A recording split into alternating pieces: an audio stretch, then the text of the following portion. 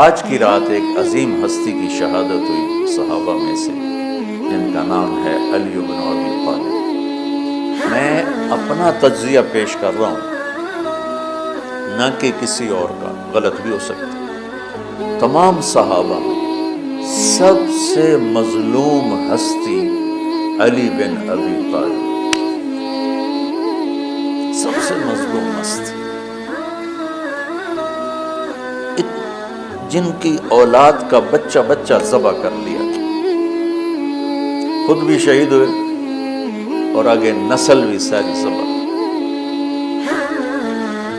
آج کی رات 21ویں روزے حضرت علی رضی اللہ تعالیٰ عنہ پر حملہ ہوا، شہید تو پھر 2 دن کے بعد ہوا، موت تو 2 دن کے بعد واقع ہوئی، لیکن 21 کی رات علی بن ابی طالب بن عبد المطلب بن ہاشم بن عبد مناف بن حسین بن کلاب بن مرہ بن کعب بن لوی بن غالب بن فہر بن مالک بن نضر بن کنانہ بن خزیمہ بن مدرک بن الیاس بن مدر بن نزار بن معد بن عدنان بن اوت بن حمیصہ بن سلامان بن عوس بن بور بن قموال بن ابی بن عوام بن ناشد بن حذا بن بلداس بن یدلاف بن طابخ بن جاحم بن ناحش بن ماخی بن عیفی بن عبقر بن عبید بن الدعاء بن حمدان بن سنبر بن یثربی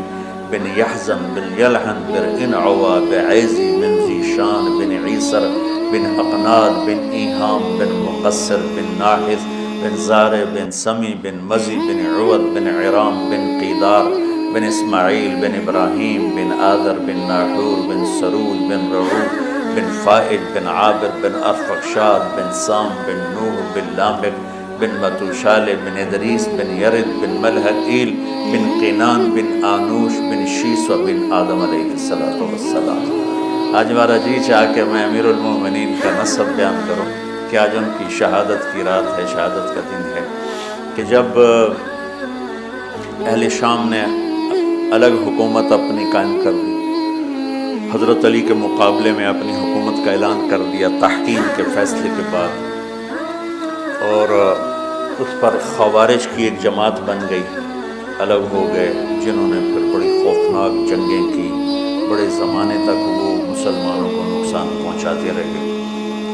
تو 3 خارجی اکٹھے ہوئے کہ جتنا فساد ہے نا، اس کی جڑ ہے ایک عمر بن عاص اور معاویہ بن ابی سفیان اور علی بن ابی طالب رضی اللہ تعالیٰ عنہ۔ ان تینوں کو قتل کر دو، فتنہ ختم ہو جائے گا۔ تو عمر بن عاص اس دن آئے ہی نہیں، وہ مصر کے گورنر تھے، فجر کی نماز، تو جو ان کی جگہ آئے وہ مارے گئے، شہید ہو گئے۔ معاویہ رضی اللہ تعالیٰ عنہ پر اس نے وار کیا، لیکن وہ سر سے پھسل کے کمر پہ جا کے لگا اور کمر چھل گئی، لیکن اللہ نے زندگی بچائی۔ عبد الرحمن بن ملجم جس نے حضرت علی کو شہید کیا، یہ آیا ہوا تھا کوفے میں، تو لوگوں نے کہا امیر المومنین یہ اس کے ارادے اچھے نہیں نظر آتے، تو اس کو ہم پکڑ نہ لیں۔ فرمان لے گا تو مجھے پھر اللہ کی ملاقات کیسے ملے گی؟ میں تو تم میں نہیں رہنا چاہتا، میں تو اللہ سے ملنا چاہتا۔ حضرت علی کے ساتھیوں نے بڑی بے وفائی کی، بڑی بے وفائی کی، اس لیے میں کہہ رہا ہوں مظلوم ترین ہستی۔ بسر بن ابی ارطاط نے یمن پہ قبضہ کر لیا شام کے لشکر کی طرف سے، اور حضرت عبید اللہ بن عباس رضی اللہ تعالیٰ عنہ کے 2 بچے اپنے ہاتھوں سے ذبح کیے، جیسے بکرا ذبح کیا گیا تھا۔ آل رسول کے 2 بچوں، میں صنعاء میں اس مسجد میں گیا، وہیں ان کی قبریں موجود تھیں۔ تو حضرت علی بے قرار ہو کے نکلے کہ چلو اہل شام کے خلاف جہاد کریں، اور باہر شہر سے باہر جا کے خیمہ لگایا رات کو۔ صبح دیکھا تو ایک آدمی بھی نہیں آیا ہوا تھا، اکیلے تھے۔ تو پھر بڑے دکھی دل کے ساتھ واپس آئے اور اپنی داڑھی کو پکڑ کر کہنے لگے تو کب رنگین ہوگی؟ ایک دفعہ بیمار تھے تو کہنے لگے یا رسول اللہ مجھے لگتا ہے میری موت کا وقت آ گیا۔ میں نے کہا نہیں، تیری موت آئے گی جب اس خون سے یہ رنگین ہوگی، جب تیرے سر کے خون سے تیری داڑھی رنگین ہوگی، اس وقت تیری موت آئے گی۔ تو اس جملے کو یاد کر کے کہتے تھے تو کب رنگین ہوگی، تو کب رنگین ہوگی۔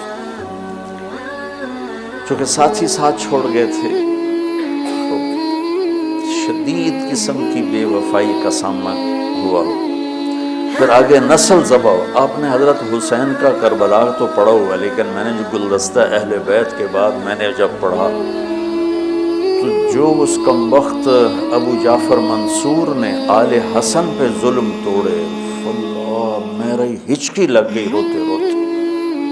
کی ساری اولاد کو آخر میں پہلی دردناک سزائیں دی، دردناک سزائیں دی، اور پھر ان سب کو ایک کمرے میں بند کر کے چاروں طرف سے کمرہ ٹائٹ کر دیا، ہوا بند کر دی، گھٹ کے سارے شہید ہو گئے، تڑپ تڑپ کے سب اس میں شہید ہو گئے۔ اس لیے میں کہہ رہا ہوں سب سے مظلوم ہستی ہیں علی بن ابی طالب۔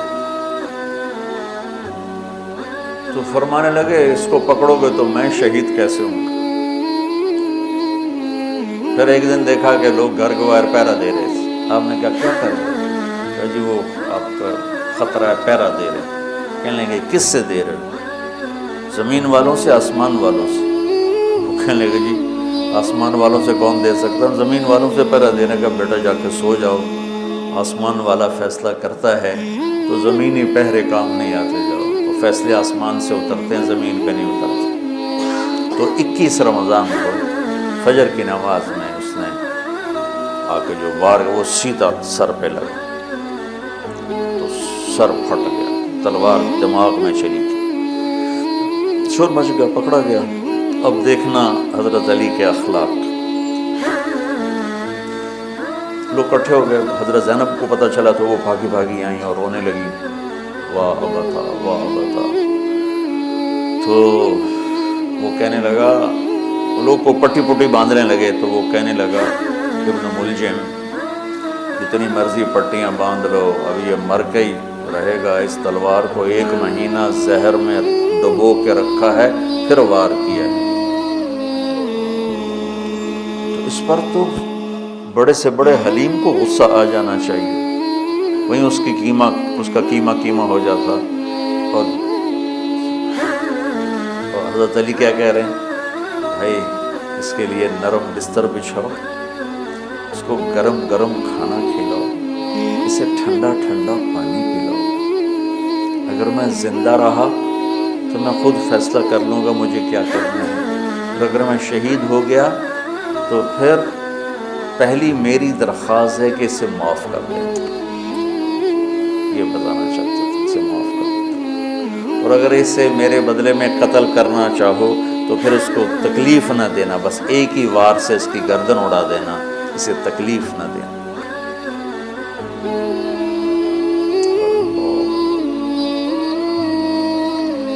آپ پڑھیں گے نا صحابہ کی سیرت تو سب سے زیادہ فضائل حضرت علی کے، سب سے زیادہ مقام اور مرتبہ تو ویسی جیسے خلفائے راشدین۔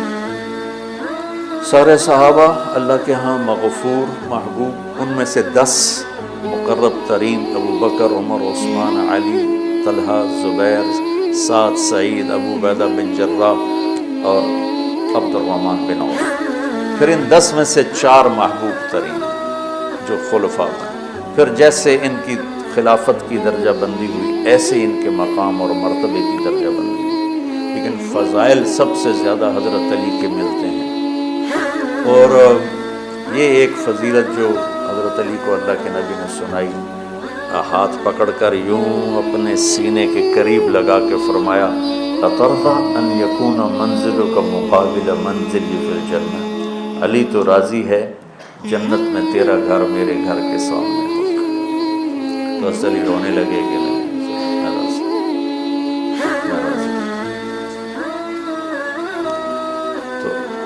آج کی رات اس ہستی کی شہادت ہے، فجر کی نماز میں ان کا انتقال ہوا، جن کو میرے نبی نے ابو تراب کا لقب دیا کہ تو میرے لیے ایسے جیسے موسیٰ کے لیے ہارون ہے۔ تیرا گھر جنت میں میرے گھر کے سامنے ہوگا۔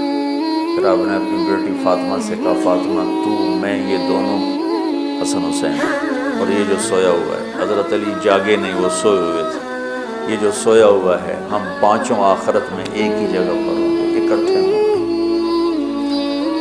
تو یہ بڑے درجے کے صحابہ میں، اور اللہ کی قدرت ہے کہ اللہ نے کسی خالص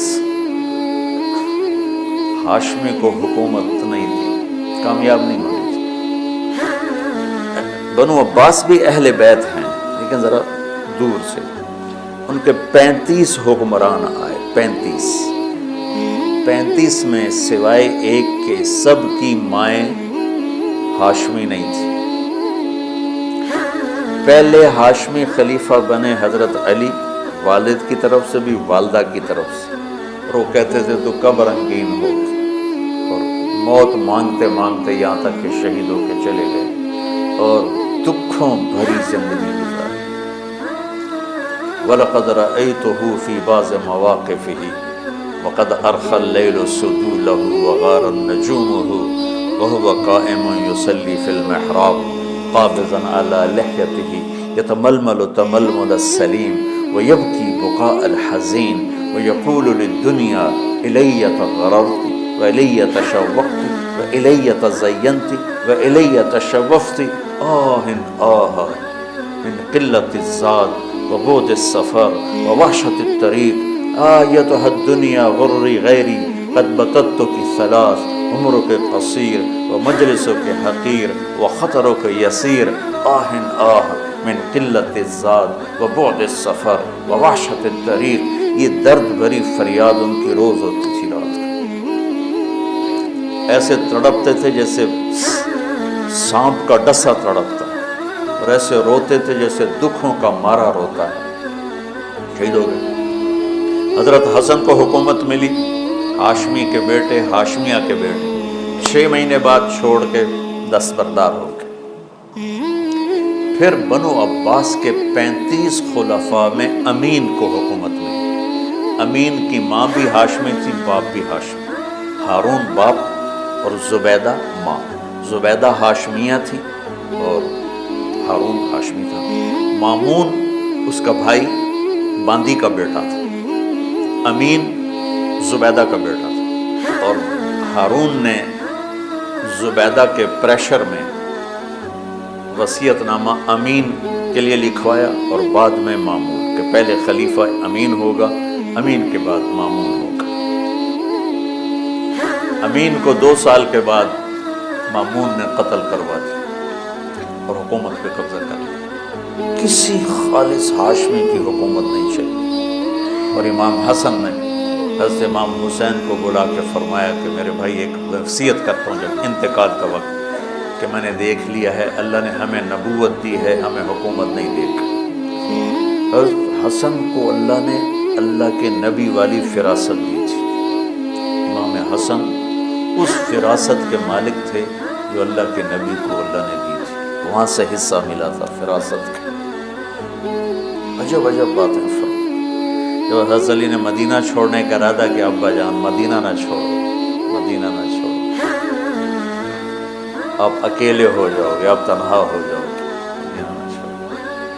تو امین کو مامون نے قتل کروا دیا، اور پھر اس نے خود 20 سال حکومت کی۔